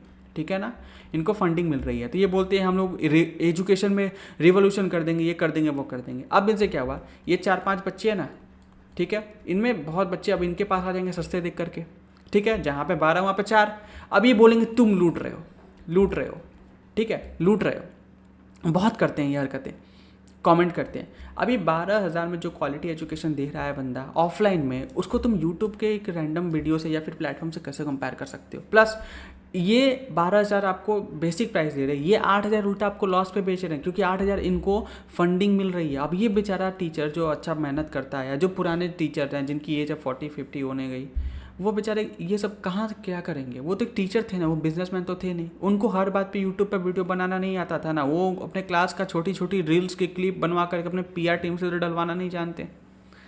समझ में आ रहा है, देखते हो ना यूट्यूब पे सो कॉल्ड हमारे पॉपुलर कई सारे टीचर्स हैं जो खुद की, तुमको लगता होगा कि रील कहाँ से आ रहा है यूट्यूब पे उनके बारे में। वो किसी बच्चे को, अब जैसे कोई बच्चा एग्ज़ाम क्रैक कर दिया तो उनके घर पे जाके बैठ के उनके साथ खाना खा रहे हैं, वो वीडियो निकलता है छोटे छोटे क्लिप्स में, लोग सर्कुलेट करते हैं, उनकी पीआर टीम करती है भाई, वो सोचा समझा साजिश होता है। कोई टीचर आता है यूट्यूब लाइव पे बैठा रहता है, ठीक है ना, डिजिटल बोर्ड के सामने, बोलता है कि क्लास की प्राइस 6,000 रुपये, फिर रैंडमली क्या करता है, पूरी लाइव स्ट्रीम में कॉल करता है अपने टीम मेंबर को, बोलता है कि प्राइस कम करो, इसको 3,000 करो। वो बोलता है सर अभी नहीं कर सकते, लॉस होगा। बोलता है मैं मालिक हूँ, फटाफट से करो। ये सारे ढोंग हैं, ये सारे पीआर स्टंट होते हैं, वो पहले से प्री डिसाइडेड होते हैं ये सब एक्टिविटी करनी है।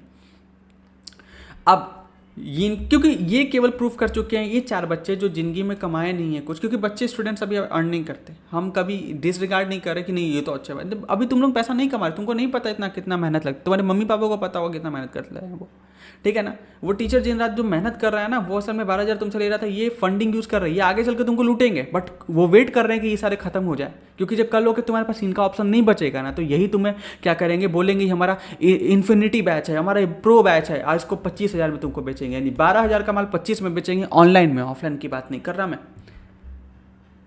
समझ में आया। तो यहाँ पे क्या हुआ, अब ये बच्चे यहाँ पे आ गए, यहाँ पे चल रहे हैं और बेसिकली फंडिंग के आगे बढ़ रहे हैं। और लेकिन एक बच्चों के लिए आप कह रहे हो कि हम बच्चों का भलाई कर रहे हैं, लेकिन लाखों टीचर्स की जो घर, अभी ये बेचारा टीचर का जब बच्चे चले गए तो इनकी कोचिंग का क्या होगा, इनका घर का क्या होगा, ये मर जाए जाके सुसाइड कर ले, क्या करें ये टीचर्स। तो आप ये अनइथिकल प्रैक्टिसेस कर रहे हो, ठीक है। और इसमें कंज्यूमर सबसे बड़ा सपोर्टर होता है बर्बाद करने के लिए, ठीक है।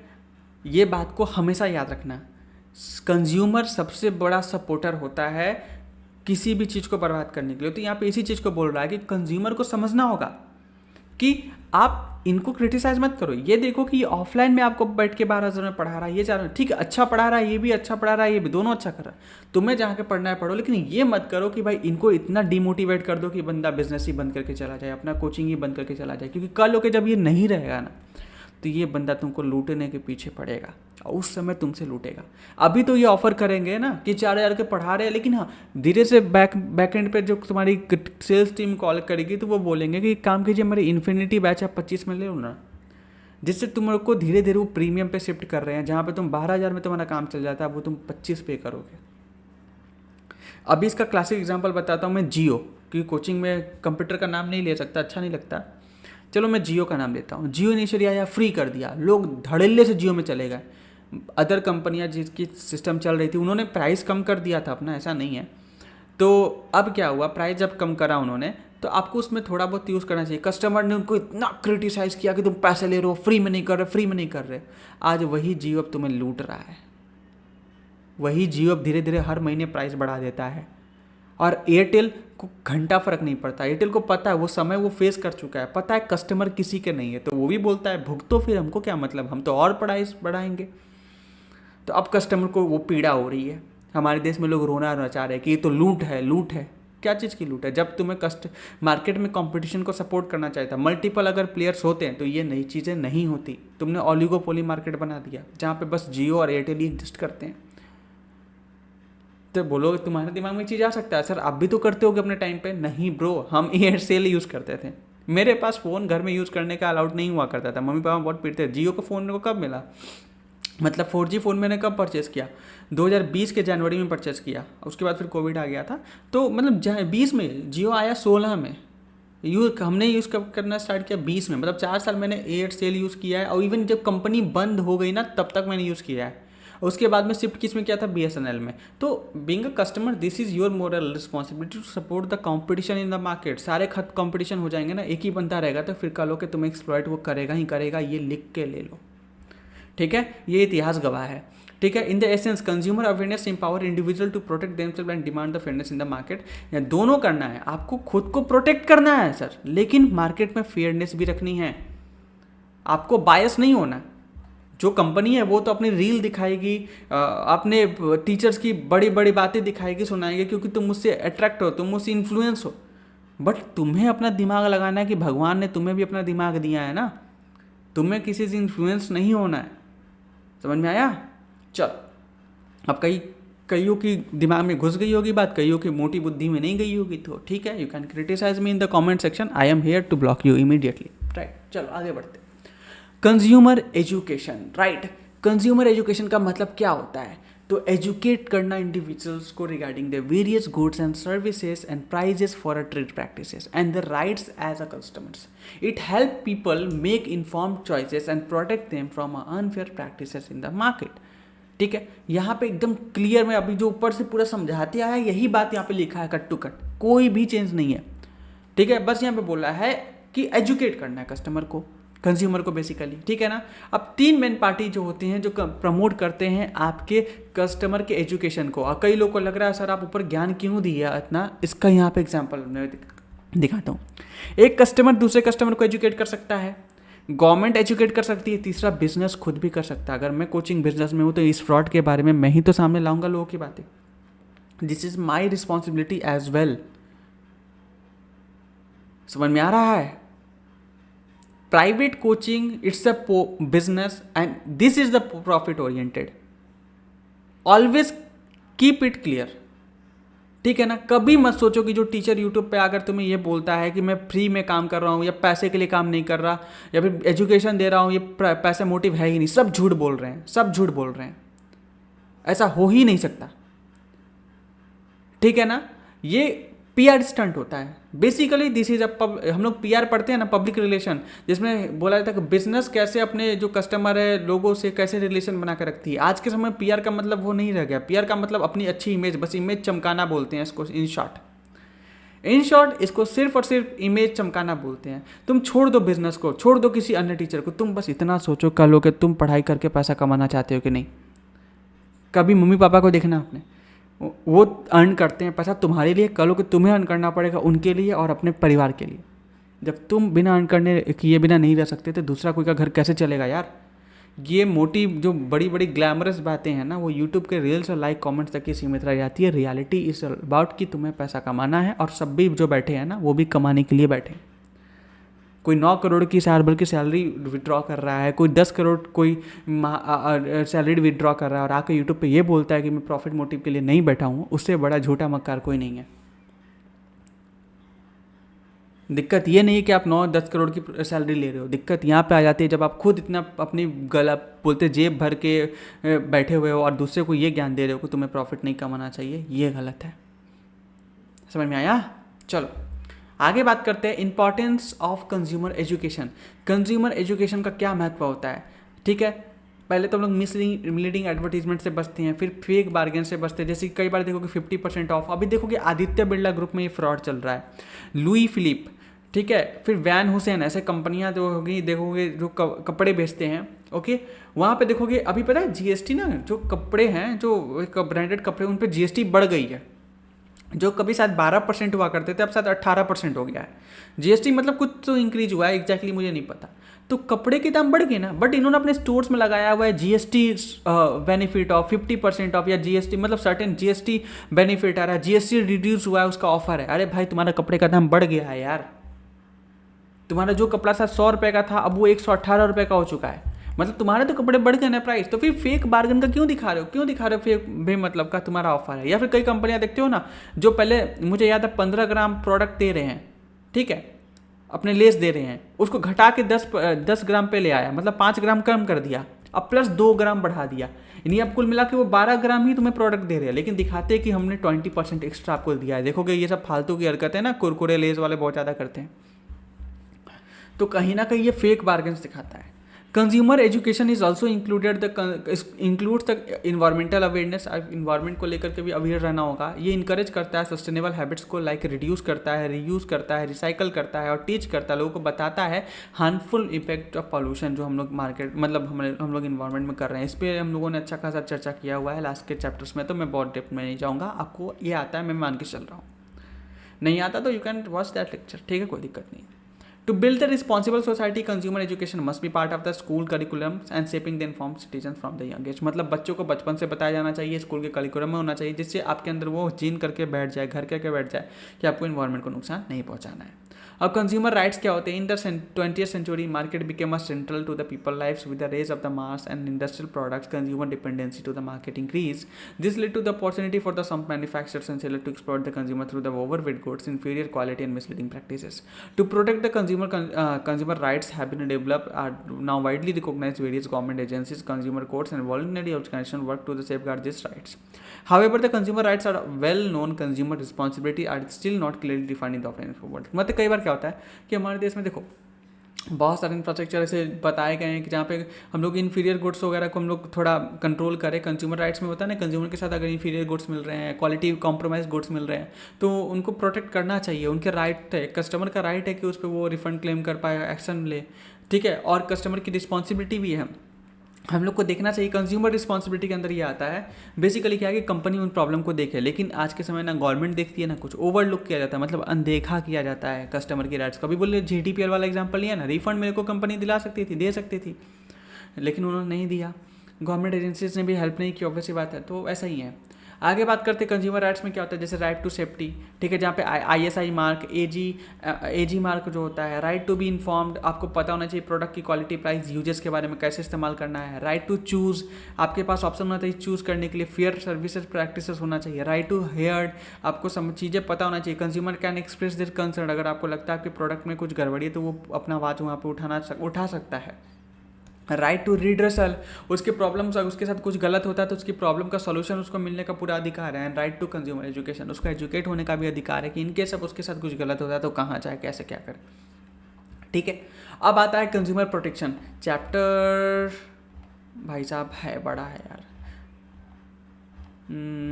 हाँ बड़ा तो चैप्टर है अपना, चलो कोई ना, अब थोड़ा मैं फास्ट पढ़ाऊँगा बिकॉज थोड़ा डिटेल में मैंने घुस गया। चलो कोई ना, तो मैं समझ में आ रहा होगा ऐसा मैं उम्मीद करता हूँ। आगे आता है कंज्यूमर प्रोटेक्शन। कंज्यूमर प्रोटेक्शन क्या होता है? Consumer dissonance, the confusion, doubt, disappointment after the purchase. कई बार कुछ एक खरीदते हो, फिर आपको लगता है नहीं यार ये प्रोडक्ट थोड़ा सा मेरे को समझ नहीं आ रहा, या फिर आप डिसअपॉइंटेड हो, या फिर आपको लगता है कि नहीं ये प्रोडक्ट खराब है। तो is a key reason behind the consumer exploitation, और यहीं से कंज्यूमर एक्सप्लॉयटेशन शुरू होती है। आप एक खराब प्रोडक्ट, जैसे ओला बाइक खरीदा, आप उसको लेकर के काफ़ी ज़्यादा डिसअपॉइंटेड हो, आपका अच्छा प्रोडक्ट नहीं है, ठीक है ना। It often arises due to the lack of information. क्यों होता है सर? क्योंकि आपको प्रोडक्ट के बारे में जानकारी नहीं थी, या फिर आपने मिसलीडिंग एडवर्टीजमेंट देखी, या फिर आपने बेकार गुड्स आपको मिला, जितना प्रॉमिस किया गया था वो गुड्स ना मिलके आपको एक इन्फीरियर प्रोडक्ट मिला है, ठीक है। In a such scenario consumer protection becomes essential for ensuring the fair practices, a healthy economy and the safeguarding the consumer from the exploitation. Simple सी बात है।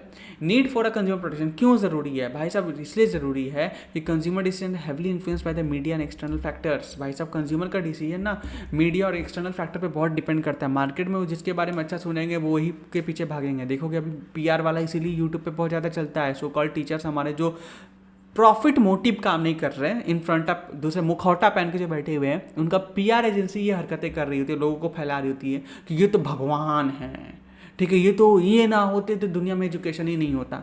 अबे यार तुमसे बेस्ट टीचर अवेलेबल है मार्केट में, ठीक है ना। आगे बात करते हैं why the consumer protection is needed, क्यों जरूरी है? फिजिकल प्रोटेक्शन के लिए, सेफ गार्ड करने कंज्यूमर के हार्मफुल और अनसेफ प्रोडक्ट्स के लिए, जिससे उनको फिजिकली हार्म हो सकता है।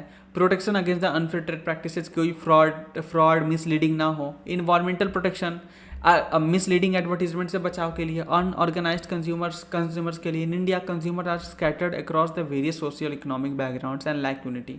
हमारे देश में देखो ये कंज्यूमर के बीच में यूनिटी भी नहीं, क्योंकि हमारे देश में लोग बहुत ज़्यादा अवेयर नहीं है, तो उनको एम्पावर करने की बहुत ज़्यादा ज़रूरी है, ठीक है। और बिजनेस ग्रोथ के लिए भी, क्योंकि जितना अच्छा बिजनेस करोगे, मतलब जितना अच्छा आपकी सर्विस रहेगी उतना अच्छा आपका बिजनेस भी ग्रो करेगा।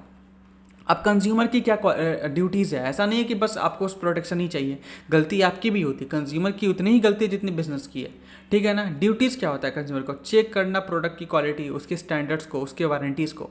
ऑलवेज आस्क अ बिल और रिसिप्ट, आप कोई भी प्रोडक्ट खरीदिए पक्की बिल लीजिए भाई साहब, कल कि आप क्लेम कैसे करेंगे।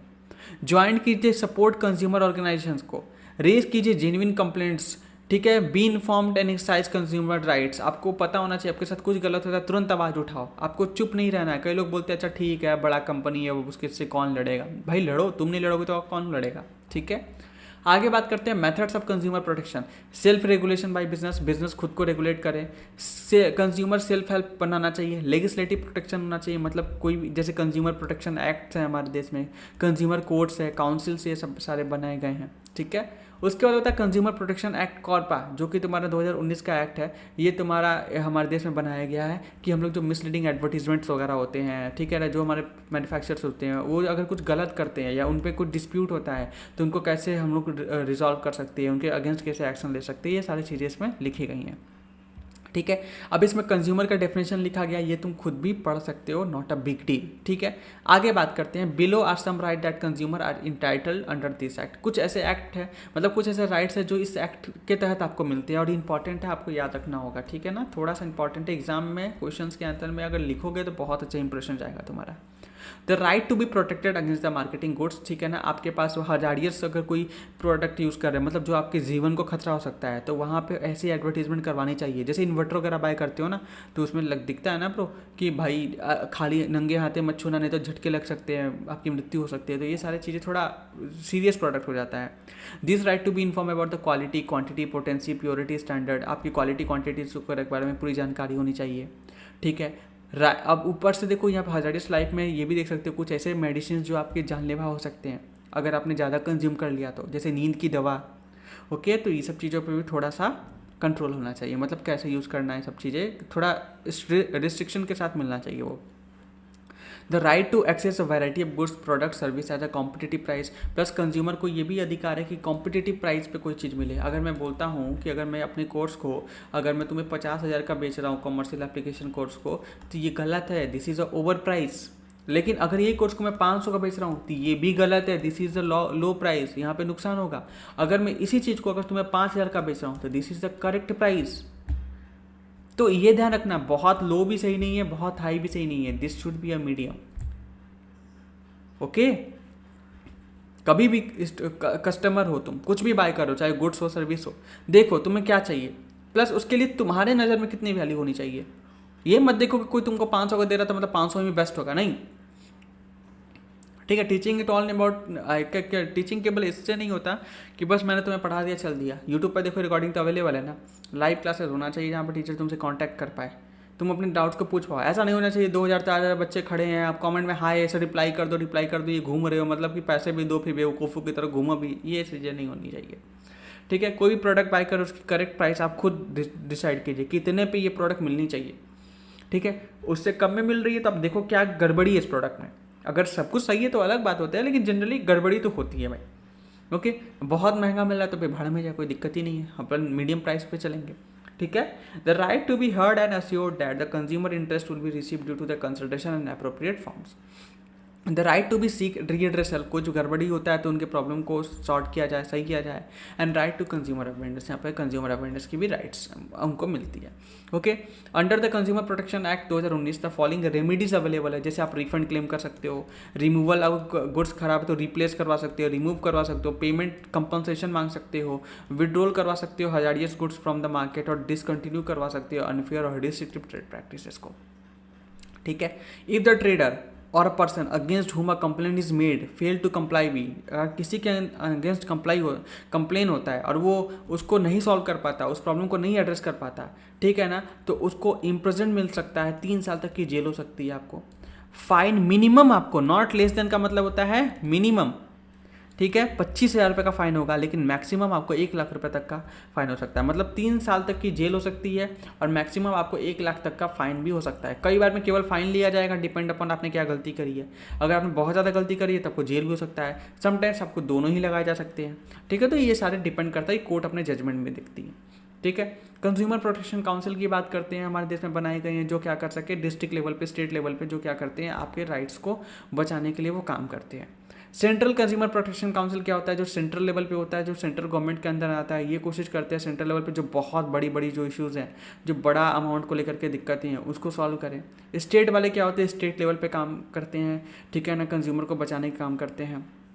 ओके वहीं डिस्ट्रिक्ट लेवल पे काम करते हैं, ठीक है ना, कंज्यूमर डिस्प्यूट रिड्रेसल एजेंसी जो होते हैं यहाँ पे इंश्योर करते हैं कि हम लोग 3 टियर क्वाजी जुडिशल सिस्टम होता है। बेसिकली ये पूरा कोर्ट भी नहीं होते और नॉर्मल भी नहीं होते, मतलब थोड़ा बीच के होते हैं, और ये तुमको फटाफट से केवल ये जो कंज्यूमर रिलेटेड जो दिक्कतें होती हैं इनको सॉल्व करने में हेल्प करते हैं, ठीक है। The state government establish the district consumer dispute redressal commissions in each district, more than one commission may be set up if needed. आपको हर एक डिस्ट्रिक्ट में एक आपको डिस्ट्रिक्ट कमीशन देखने को मिलता है, लेकिन कई बार एक डिस्ट्रिक्ट में एक से ज़्यादा डिस्ट्रिक्ट कंज्यूमर भी हो सकते हैं, इन केस अब वहाँ पे ज़्यादा पॉपुलेशन है या फिर बहुत ज़्यादा कंप्लेंट्स आ रही है वो केस में। इसमें कौन होता है, तुम्हारा एक प्रेसिडेंट होता है, मतलब देश की प्रेसिडेंट की बात नहीं कर रही, ये कमेटी का एक प्रेसिडेंट होता है कमीशन का, मिनिमम 2 या मैक्सिमम 10 मेंबर्स होते हैं। ओके उसके बाद जुरिडिक्शन क्या होता है, अगर यहाँ पे तुम्हारा गुड्स अगर 1 करोड़ के नीचे का है या सर्विस, उस केस में आप क्या कर सकते हो, डिस्ट्रिक्ट के पास जा सकते हो। अगर आपका 1 करोड़ से ज़्यादा है और 10 करोड़ तक का है तो आप स्टेट लेवल पे जा सकते हो, और आपका जब 10 करोड़ से ज़्यादा जाता है तब आप फिर जा सकते हो नेशनल लेवल पे। क्या कर सकते हो, नेशनल लेवल पे जा सकते हो, ठीक है, क्लियर है। और आप मान लो स्टेट वाले के फैसले से अगर खुश नहीं है तो भी आप सेंट्रल पे जा सकते हो, ऐसा कोई बोली बात नहीं है। यहाँ पे एक छोटा सा समरी दे रखा है, डिस्ट्रिक्ट में देखोगे 1 करोड़ तक, स्टेट पे देखोगे 1 से 10 करोड़ तक डिस्ट्रिक्ट कमीशन में, नेशनल में देखोगे एबव 10 करोड़ स्टेट कमीशन पे। तो शॉर्ट समरी है, इसको याद रखना। यहाँ पे मैंने बुक में आप लोगों का पूरा ध्यान रखा है, ऐसा नहीं है कि ऊपर बस दे रखा है, छोटा सा टेबल बना दिया, एग्जाम के पहले इसको पढ़ लिया, लाइव वाला, ठीक है, इंपॉर्टेंट है, वैसे याद रखना। लिख देखो क्या सर ये सब चीज़ एग्जाम में लिखना जरूरी है, बेटा मेरे बच्चे 96 98 मार्क्स ला रहे हैं, अगर उन्होंने कुछ लिखा होगा तब तो समझो। मेरे से बहुत सारे बच्चे पढ़ते हैं, कुछ बच्चे ऐसे होते हैं जो 80 लाते हैं, कुछ बच्चे ऐसे भी होते होंगे जो 70 लाते हैं, बोलते नहीं वो अलग बात है। कुछ बच्चे ऐसे भी है जो ढोल पीटते हैं, सर 96 आया, मैंने 98 आया। सवाल एक ही है आपसे, क्या डिफरेंस रही इन सब में, लिखा तो सबने है, ठीक है। ओके सॉरी कोई आ गया था एक्चुअली, चलो कोई ना, अभी आगे बढ़ते हैं अपन। देखो complaints before the district forum or state commission, who can file a complaint, कोई भी कंज्यूमर जिसके साथ गलत हुआ है और वो रिड्रेसल चाहता है वो कंप्लेंट फाइल कर सकता है, ठीक है ना। क्या आपको मिल सकता है, भाई वही बात है, गुड्स से अगर ख़राब मिला तो उसको रिप्लेस कर सकते हैं, उसको रिफंड कर सकते हैं। आपको कई बार अगर आपको कोई इंजरी हो रखी है उससे तो आपको कंपनसेशन मिल सकता है, ठीक है ना, ये सारी चीज़ें होती हैं। Okay penalty for non compliances आपको बता रखा है यहाँ पे, फाइन अप टू 10,000 रुपये और 3 साल की जेल भी हो सकती है। ओके यहाँ पे कंज्यूमर प्रोटेक्शन ऑर्डिनेंस 1993 में आया था, उसमें क्या होता है, मल्टीपल डिस्ट्रिक्ट फॉर्म बनाया गया, उसके तहत फाइलिंग करी गई, ब्रांच लोकेशन को जॉइंट कंप्लेंट्स अलाउ किए गए। अगर एक या एक से ज़्यादा लोग के साथ सेम इश्यूज़ आ रहे हैं तो लोग अपने जॉइंट में, मतलब मान लो कि बहुत सारे लोगों ने ओला के जो स्कूटर है बाइक खरा सबके साथ वो इशू आ रहा था, उन लोग क्या कर सकते हैं, एक साथ जॉइंट कंप्लेंट भी फाइल कर सकते हैं रादर दैन एक एक करके, ठीक है। Expand definition UTP unfair trade practices को बढ़ाया गया, जिसके अंदर no need for refer MRTP act, वो सारी चीज़ की गई, मेल प्रैक्टिसेस वाले जो चीज़ें होती हैं। सेल्फ एम्प्लॉयमेंट काउस, ठीक है ना। उसके बाद housing construction as a service, घर की जो कंस्ट्रक्शन की जो बना के दी जाती है घर, तो उसमें काफ़ी ज़्यादा डाउट था कि घर जो बना के मिला वो गुड्स है कि सर्विस है, तो इसको सर्विस बताया गया। छोटी बहुत क्लेरिफिकेशन दी गई है। This is not that much important from your examination point of view, but मैं पढ़ाते हुए कि इसको थोड़ा डिटेल में कवर करता हूँ, तो इसी वजह से मेरी बुक में ऑब्वियसली बात है चीज़ें मैंशनड है, बट अगेन बहुत ज़्यादा इंपॉर्टेंट नहीं है आपके पॉइंट ऑफ व्यू से, तो यू कैन इसके सुन लो, प्रैक्टिस कर लो, बहुत है, बाकी बहुत ज़्यादा आपको याद रखने की परेशान होने की ज़रूरत नहीं है, ठीक है ना। उसके बाद आपको इन्फॉर्मेशन होना चाहिए प्रोडक्ट के बारे में, क्या क्या चीज़ें उसमें पड़ी हुई हैं, बेसिक चीज़ें हैं, ठीक है। इसमें रिकॉर्ड्स, डॉक्यूमेंट, मेमोस, ईमेल सारी चीज़ें होती हैं, ये बेसिक चीज़ें हैं। राइट टू इन्फॉर्मेशन एक्ट 2005 के तहत क्या क्या चीज़ें दी गई हैं वो है, सिटीजन को क्या राइट्स होते हैं, ऑलमोस्ट सेम सा चीज़ है, ये आप खुद भी पढ़ सकते हो। इसमें कुछ मेरे लिए एक्स्ट्रा रॉकेट साइंस नहीं है बताने के लिए, तो मैं उससे उम्मीद करता हूँ कि इतना कॉपरेट तुम करोगे, ठीक है, क्योंकि मैं सबको डिटेल में पढ़ाऊंगा तो फिर वो रेगुलर क्लास हो जाएगा जो कि सेंस नहीं बनाता है, ठीक है। मैं मिलता हूँ नेक्स्ट वीडियो में नए टॉपिक के साथ, इसमें हम लोग पॉल्यूशन पढ़ेंगे और हम लोग धीरे धीरे कॉमर्शियल एप्लीकेशन के लास्ट जर्नी पे पहुँच रहे हैं, मतलब ये 1 शॉट सीरीज़ के जल्दी ही आपका ये कंप्लीट हो जाएगा सीरीज़, और आपके पास पूरी ये लेक्चर सीरीज अवेलेबल है, आप बुक बाय कर सकते हो इफ़ यू वांट, ठीक है। मैं मिलता हूँ नेक्स्ट वीडियो में नेक्स्ट टॉपिक के साथ, bye bye, take care, support जरूर करो यार, बाय।